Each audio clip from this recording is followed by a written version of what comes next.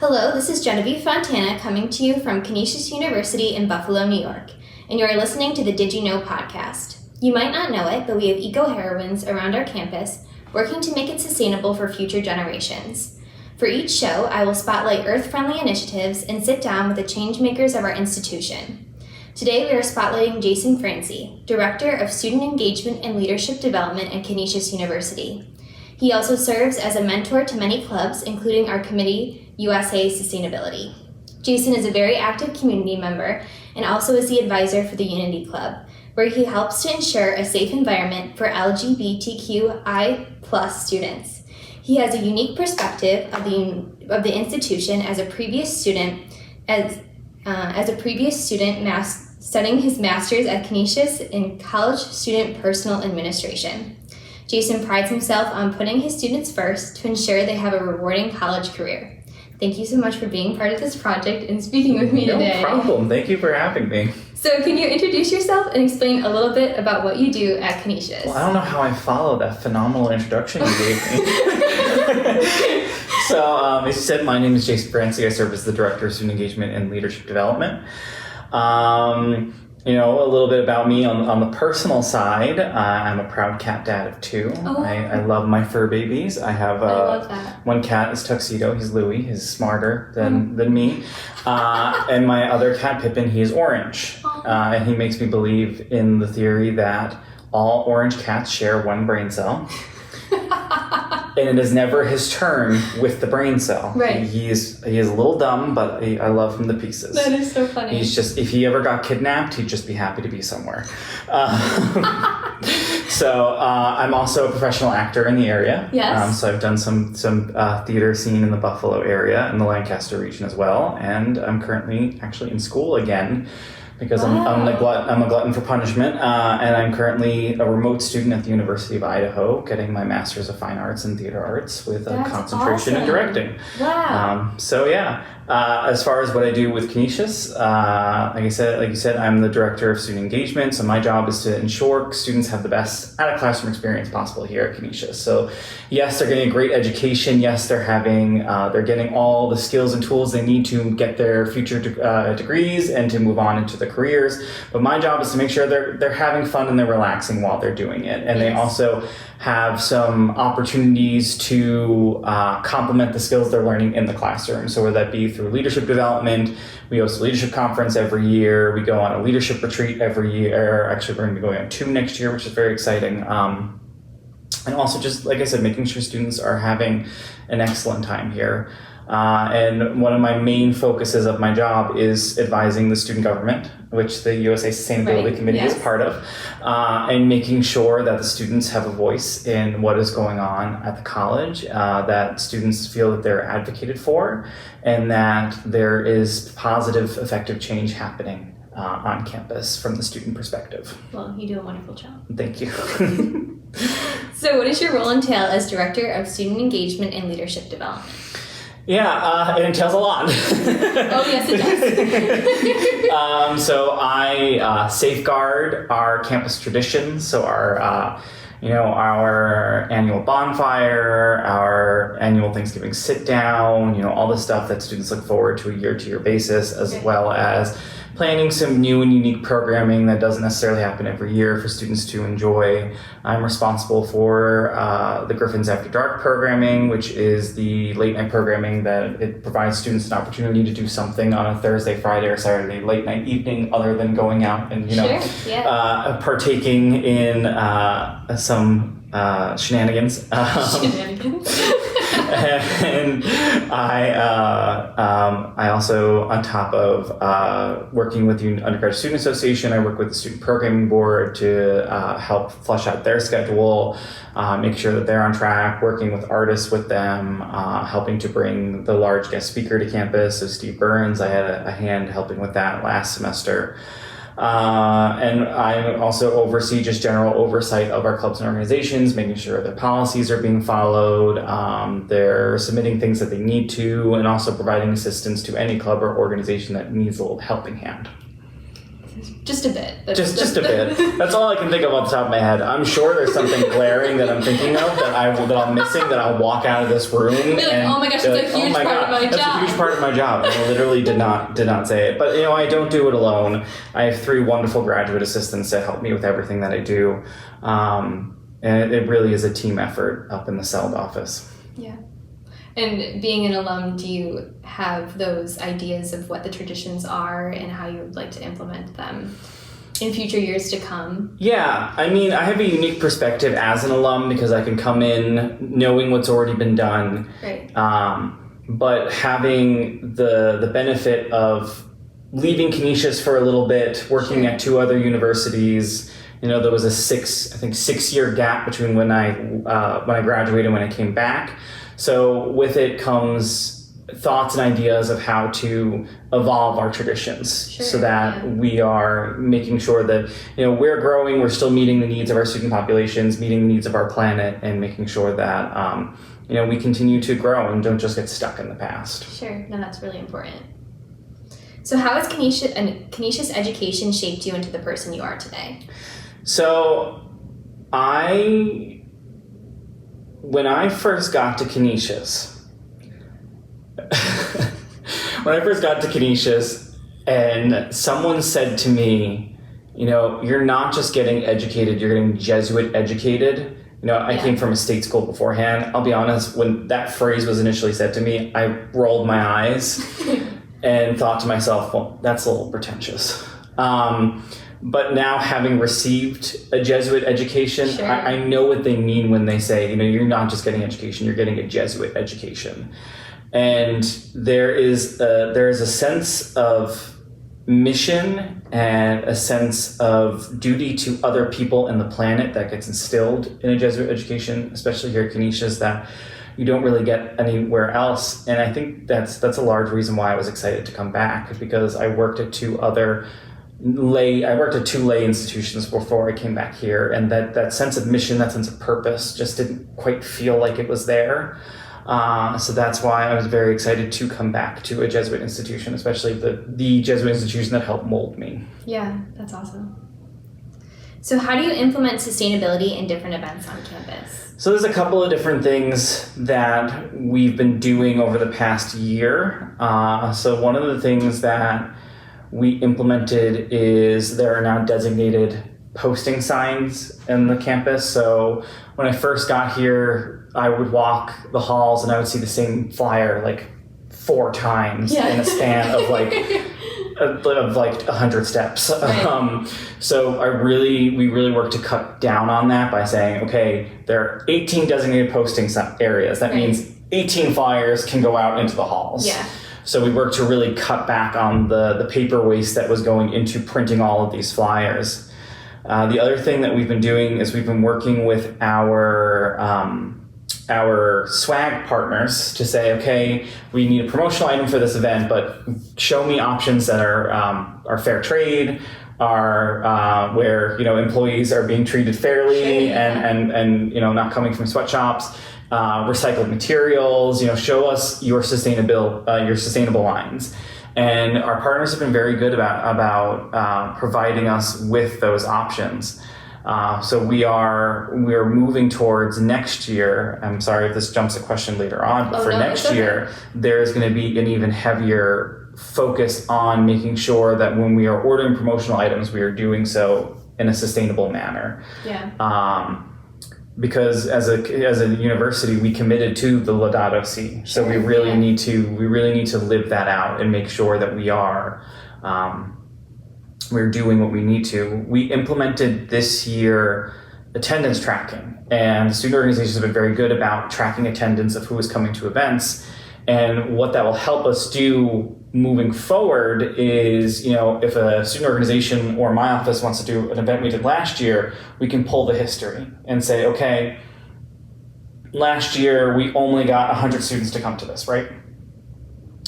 But we ordered food for 200. Right, yeah. We obviously still want to be ambitious and make sure that and try to budget for more people because we always want more people to come. But now we know, okay, 100 is the benchmark. Let's try not to go a little crazy. Sure. So using data to help inform our decision making when it comes to our promotional item ordering, when it comes to our food ordering, to make sure we are prepared for extra people because we want extra people to come, but we also are not contributing to food waste or, just have these boxes of unused promotional items in my storage room that no one uses and they just collect dust. Yeah, and I think that is so important to students, so it'll be great to see that be implemented more. Mm-hmm. And I was excited to see, I remember Welcome Week shirts were made with recyclable materials, and that was just like, oh great, so that was awesome that you guys are thinking of that. So could you get PD points for labeling an event with a sustainable twist? Not right now you can't, but I'm 100% open to the idea of slapping extra PD points on there. That would be awesome. And how important is it to you to support local businesses for school events, which you touched on before? It's incredibly important. Local businesses tend to have a lower carbon footprint because there isn't a lot of movement of items that don't travel a long distance. It helps promote the local economy. And it is good practice because we want to ensure that we are giving back to Buffalo as much as it gives back to us. Yeah. There's always this push in this thought process of, we need to do it cheaper, which, in times of budget strains, we need to try to work within the budgets that we have. But at the same time, developing those relationships could sometimes help to lower the cost. If we work with a small business long enough, they may throw us a bone. But it's also it's really good to give back to the community. One of the things we're doing this upcoming semester is we are partnering with, oh my God, why is the name of the store escaping? Fallen Leaves, the bookstore, the local bookstore. I think it's called Fallen Leaves. Okay. They are coming to campus to do a book fair. Oh, that's awesome. Yep, because we were reminiscing about scholastic book fairs the other day, and I was like, they don't do that for adults, so we're now doing one for adults. That's awesome. So they're coming in October. They're giving a 20% discount to all faculty, staff, and students. Right. That's but it's a fun partnership with a local business because I probably could pick up the phone and call Scholastic, but that would require them to come from wherever they are. There's a lot of movement, a lot of boxes. This helps to decrease the carbon footprint, but also it gives our students exposure to local business. Yeah, no, I think that's great. I remember the Scholastic book fairs growing up in elementary school. My favorite time as a kid. Yeah, so this will be great. So how do we encourage leaders at Canisius to be stewards of the earth? So there's a couple of ways that we do this. The first way that we do this is in our policy and decision making, especially when it comes to student government. So like I said, Gabby Catterley, who's going to be serving as the VP of Business and Finance for the fall semester, and I are already having conversations of how can we be more sustainable in our practices with our student leaders when it comes to how they're spending their money. Right. So that comes in having a conversation about promotional items. Does every single event need to have some type of giveaway? I mean, How many water bottles does a student have? How many t-shirts does a student have? And let's be honest, how many times do you see those t-shirts reworn? Yeah. They may be, maybe they're being used as PJs, but you don't really see them. I see sweatpants and crew necks more on students than I do the t-shirts that we give out. Yeah. So is there a way to cut back on t-shirt giveaways and water bottles to make sure we're not oversaturating students with the same item over and over again, but we're still giving people an opportunity to be creative and give out something at events. Yeah. There's also infusing it into our programming. So with the leadership conference coming up, is there an opportunity for students to hear from a sustainability speaker? Because as student leaders, that's part of their mission. That should be part of their work and part of what they're thinking about. Right. So it is also infusing it into the current programming that we have. We currently do it with the leadership retreat. We go out to the Beaver Hollow Conference Center, which is in the woods. We go out on a hike. We have a guide with us. We explore nature. So that is a really good opportunity for students to commune with nature and learn more about sustainability is on that retreat.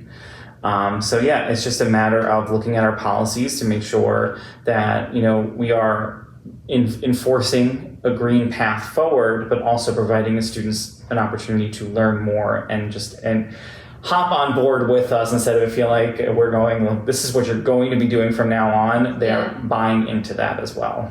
And I would love to see that as part of finance board, just like reassessing what the purchases are and can you do that more sustainably? Do you need those bottles of water? Do you need those things? So I think that's so important to check those people and hold them accountable and show them different options that they could use in the future. Yep. So that's great. So how has student government contributed to the institution-wide sustainability? So there's a couple of ways student government has done that. I'm going to, turn the spotlight onto you as our sustainability chair. Have been doing a phenomenal job. Really, truly have been doing a wonderful job. You helped advocate for the bags to switch in Iggy's. Yes. And there's also a new sustainable push. I don't know if you've been in conversation with Chartwells about everyone getting a clamshell. Yes. And get it returned. The Aussie boxes. The Aussie boxes, yes. Yep. So the Aussie box is here. So That's it's very exciting. So, a lot of that work has come from you in your advocacy. So we thank you for that. And as I said before, it's the new executive board of student government is taking a look at our sustainability practices and making sure that it's being infused in the policies that our clubs and organizations follow. Yeah. Well, thank you so much for helping me put those things in place. It's really, I really appreciate it. And so what do you envision for Canisius Earth-Friendly programming?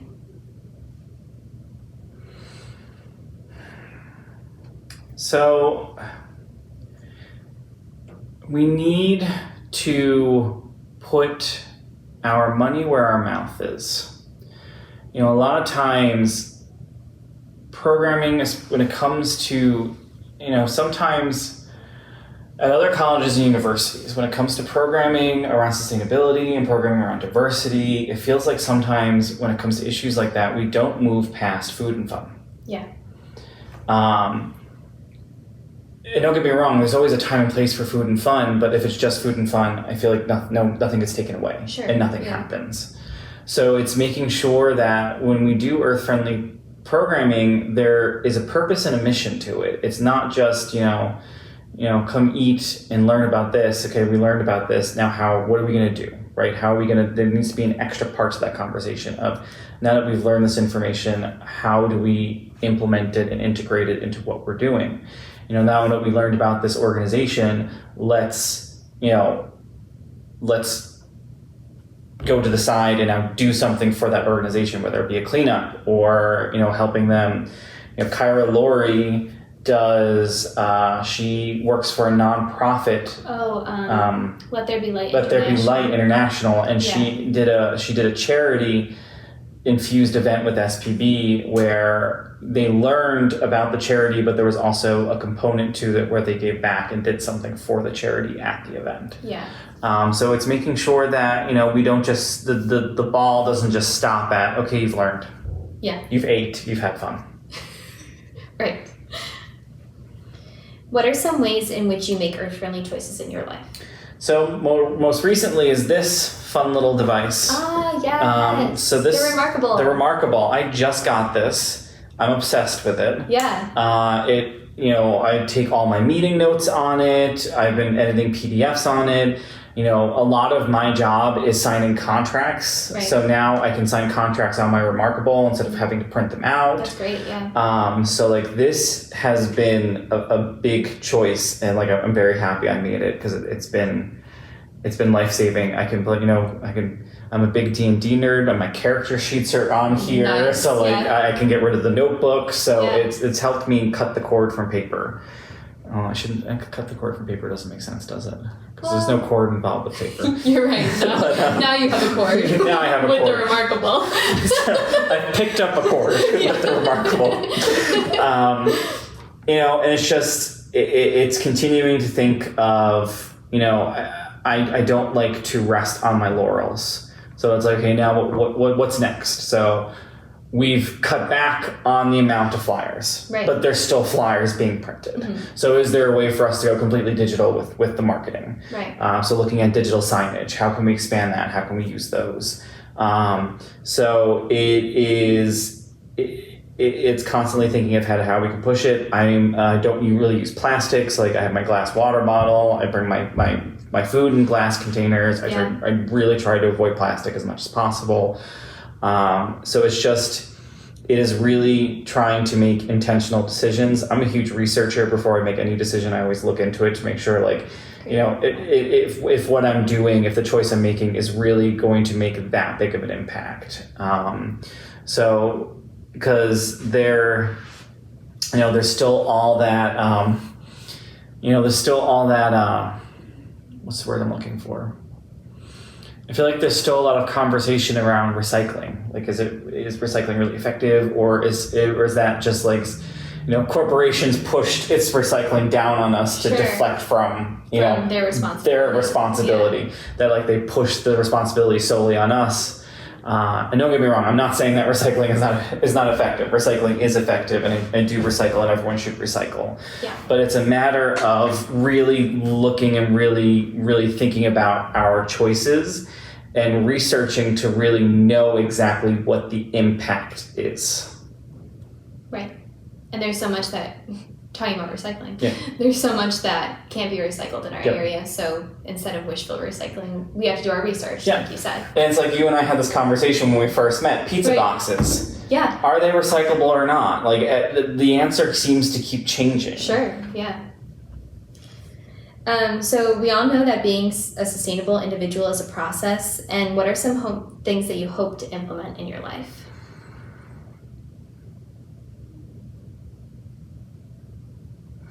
So one of the things that I've been trying to implement in my life is, I think a lot of our carbon impact comes from the food that we eat. Sure. Now, I am completely honest with myself. You know, I've done the research. I'm very well aware that the meat industry is one of the largest contributors to climate change. But as a person, I cannot bring myself to go plant. It's just, I've tried it. The food doesn't appeal to me. People have cooked it for me every which way. It just, I can't. So I try to be as sustainable as I can. I'm trying to become more sustainable in my meat purchases. So, you know, which is difficult because sustainable meat is very expensive. Right. So like I recently learned about certified humane, which is something that Whole Foods does. Is all of their meats have some type of certifications, and the humane certification that they use has a system of like 1 through 5+. Okay. And each designation has something different. So like the ground beef that I buy is a 4. And like when you look at it, it explains what a 4 means. So it means, you know, they're never confined to a feedlot. You know, they are given ethical practices where they can graze out in the field. Okay. How the farmers are you know, cutting down on carbon emission. Like there's an ethical component to it. So I've been trying to shop more of that and look out for those labels and really do research of what those labels mean, as well as the practices of, you know, because a lot of stores are good about labeling what farm it comes from. That's really so cool also too. Looking into those farms and saying, okay, what is this specific farm is doing? Yeah. You know, the research takes time. You know, can be tedious, but if I know that this is the path I'm going down, if I know like the other alternative is not just realistic for me, then I have to do the work to make sure that if I'm going to stay a meat eater, I need to make sure I'm doing it in an as ethical manner as possible. Right. And I think that's so important, like whatever fits in your lifestyle, and not making, because it's a complete lifestyle change, and doing your part with the certified humane. I think that's really awesome. And I haven't heard of that before, which is really cool. Yeah, I never heard of it too until I walked into Whole Foods, and I researched into it, read all on their website. It's a very fascinating process. And I always love to see where everything comes from each farm. So it's almost, it's more, you have a connection with it then. Everything, and it's just not like, where does this come from, And it changes. People say you can't taste the difference, but you can. I out of expediency and necessity, I had to buy regular eggs the other day. Yeah. And the minute I cracked the egg open, it looked different. Yeah. From the humanely raised eggs I buy at Whole Foods, and I didn't really notice the difference until I went back. Mm-hmm. And I was like, the regular eggs kind of looked a little off-putting. Sure. Compared to what I bought at Whole Foods. Yeah. And even the ground beef tastes different between the humanely grass-fed organic as opposed to the regular you buy at the books at the store. Like it looks different, right? But also it just there's a different texture and taste to it. And yeah. To me that's got to say something. Something doesn't sure. have that different texture and that different taste. There's no way. There's no difference. Right. Yeah. And so, what are some ways that you hope Canisius can help you make these changes?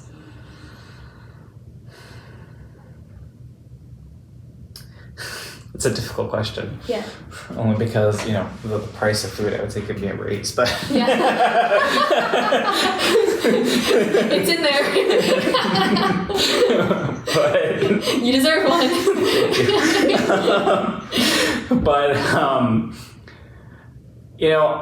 I think there are ways that Canisius can support its employees going sustainable. Like one of the things that a previous institution I worked for did was they helped coordinate a crop share.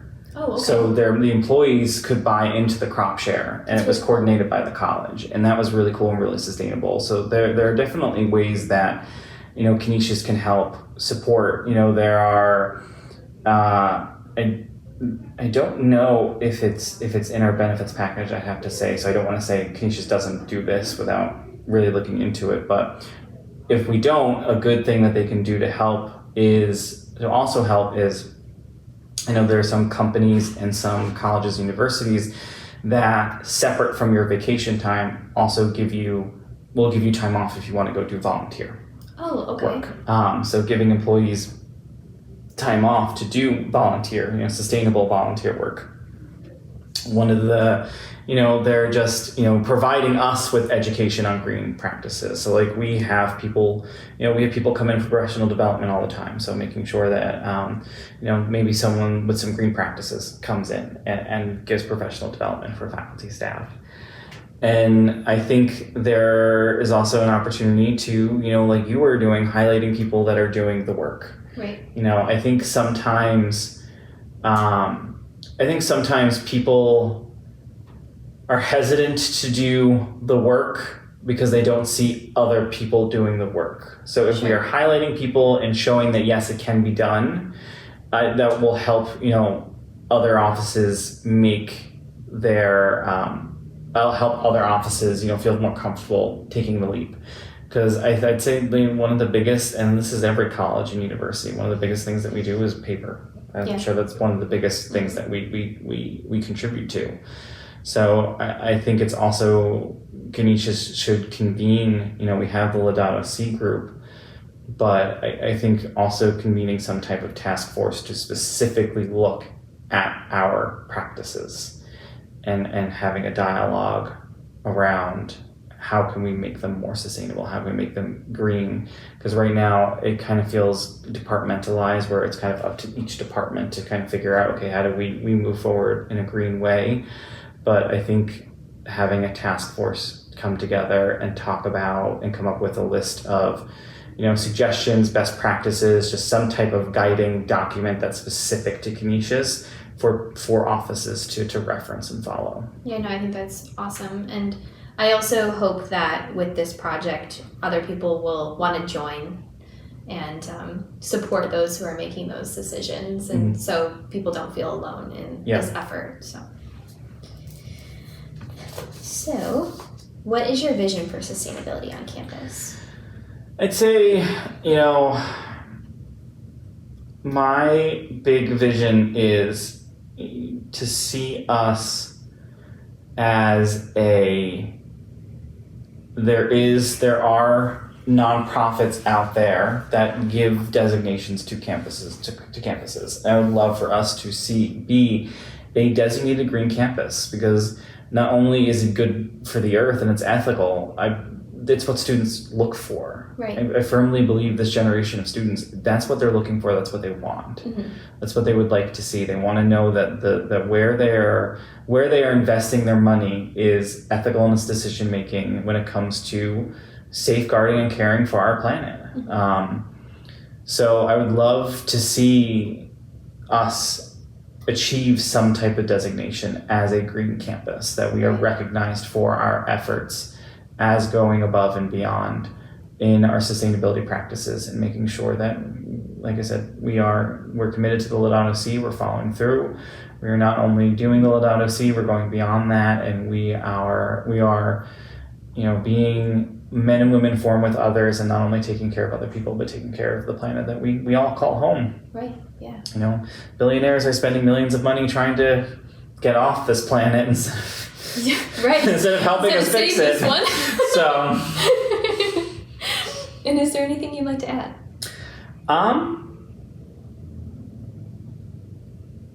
No, I think I've pretty much said my soapbox. Okay. Well, thank you so much for speaking with me today. I really appreciate it. No problem. Thank you for having me.